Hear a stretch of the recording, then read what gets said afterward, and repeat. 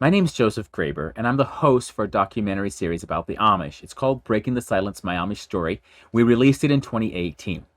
Back in 2014, when we were making the series, we traveled over to Switzerland to visit some of the old places and interview some folks.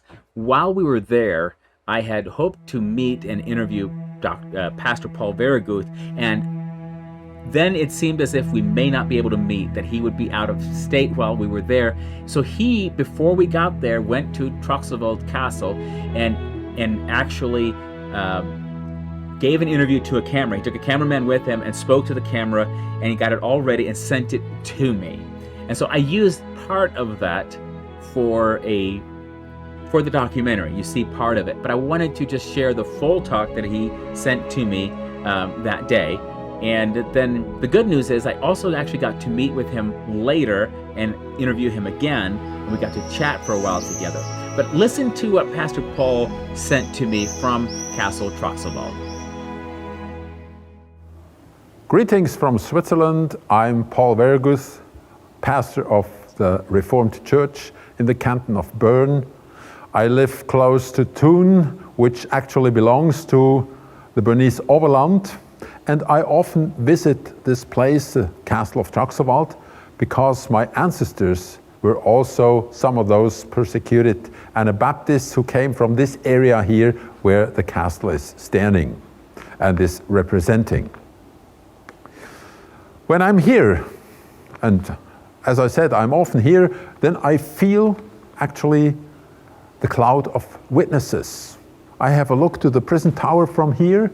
I see perfectly the barred windows where they sat in their cells. I feel the prayers of these people back there. I feel and I can fathom all the endurance and all the strength it took faith to grow in this tough, in this hard environment. I can also hear the people who live around the castle saying, oh, they're sitting up there since years.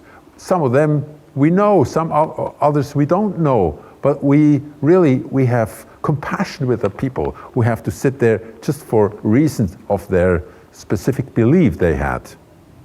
And we also feel the judgment of the peasants who were living under the shadow of this castle when they said, oh, this ruling class is reckless, their power is not limited to anything. They do with us, with some of us, whatever they want. These are the feelings, but the most prominent feeling is the cloud of witnesses. The people who were here suffering, praying, hoping, and some of them even experiencing death.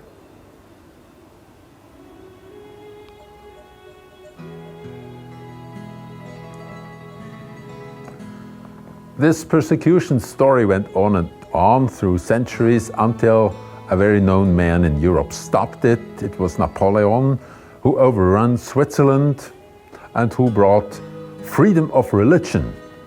I mean, he was also a cruel man on the other side, but he was not for pressuring people for reasons of their personal thoughts or beliefs or religions.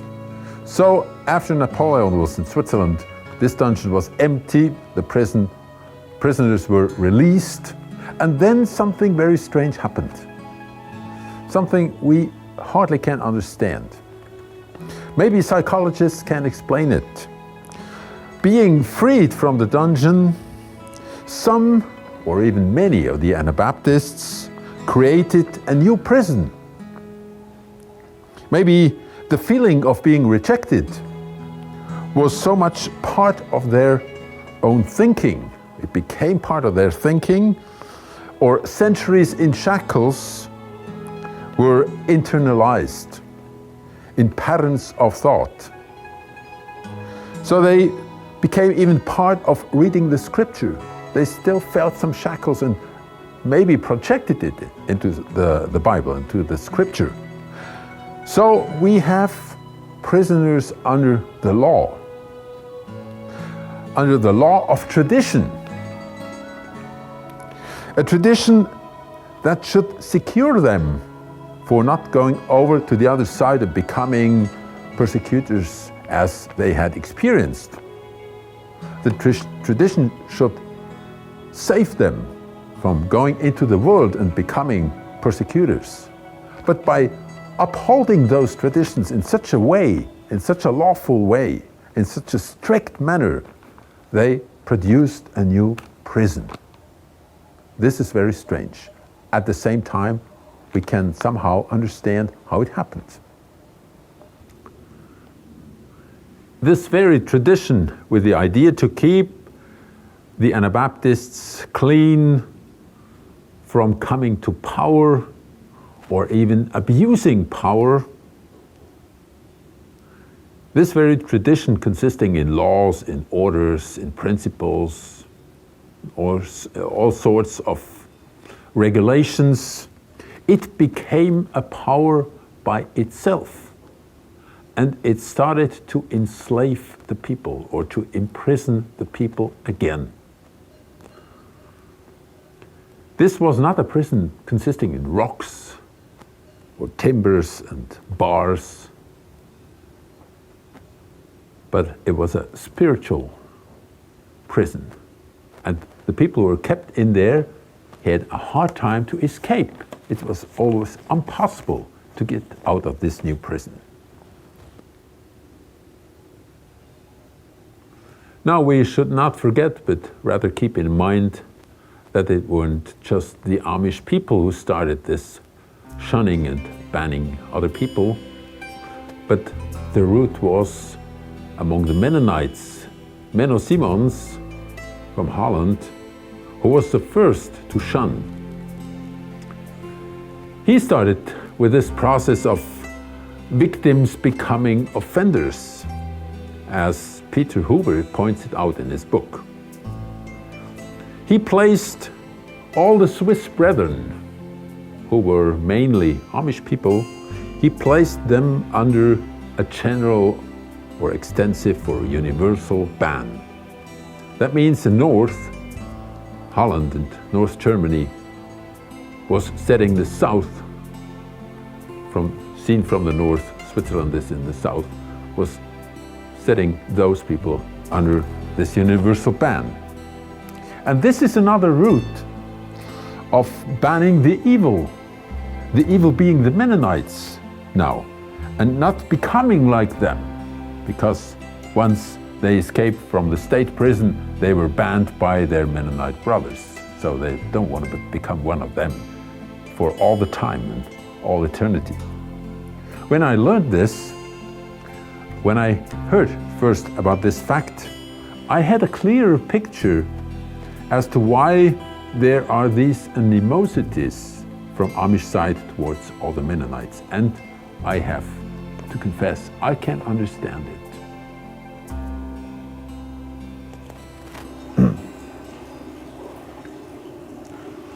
Here at the door of the castle, we can explain how church history works all the time. One principle is the following one. If you lock someone out and close the door behind his back, don't forget you're locking yourself in. This is how church history is working all the time, especially in the spiritual realm. Now for the ones locked in and being kept in prison, in spiritual prison, prison of legalism, of principles, of orders, of regulations, etc. They have the key in their own hand, at least one of the keys. And they can't do much for their liberation by their own. They just have to know that they're the ones that turned the key when they were shunning, banning others.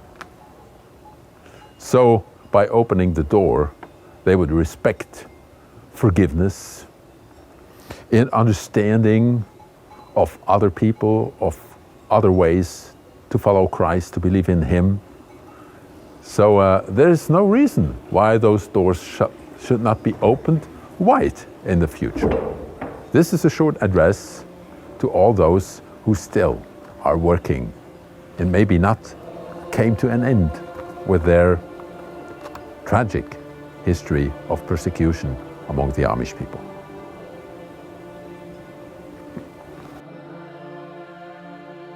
Isn't that encouraging? I was so grateful to Pastor Paul for recording this for me. And he, as you can see, captured a little bit more B-roll also that he got for me. I was grateful for the opportunity to sit down and talk with him there in the castle, but I was also very grateful for this that he sent me.